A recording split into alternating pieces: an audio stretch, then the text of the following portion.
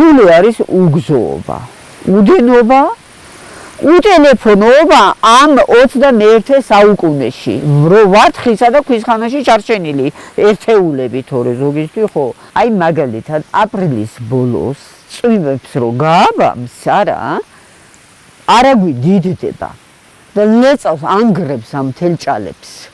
შარშან არ მახსოვს რამდენი ხანი ვიყავით უგზოდ, 3 თვე მაქსიმუმ ყოველთვის თუ წყალი გაგიჟდა და გადაირია. ხო მინდა სადმე დავრეკო არა? უნდა წავიდე სადღაც მთაზე უნდა ვიარო მაღლა, სადმე უნდა ვეძებო ადგილი არა? რომ ვიპოვე რომ დაუკავშირდე ვიღაცას. ზამთარში თოვლია, ვერსად ვერ გახვალ.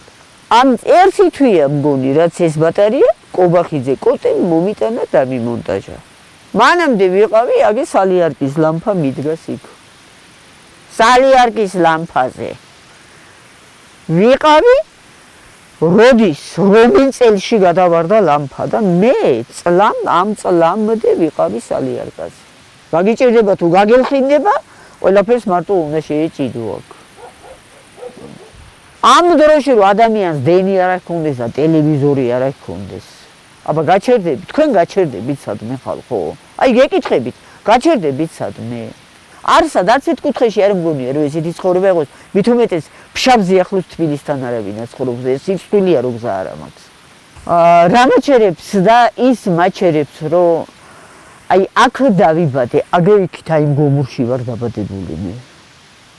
აი იქ გავიზარდე, აგე იმ ძველი სახლები, აი იქ მაგ ფეხი ადგმული. და ძმა მყავდა ისეთი რომ ძალიან მაგარი ფშავის მოყვარული. ის დამეღუპა 24 წლის. აი მისი საფლავიც მაჩერებს აქ, ბევრი რამე მაჩერებს. არ მახსენდება რომ ვინმე მოსული იყოს და მოვეკითხო. რა ქენი, იქნება ფეხი მოგტყდა, იქნება სადმე გადავარდი, იქნება თოვლში ამოიხრჩვი, ხო?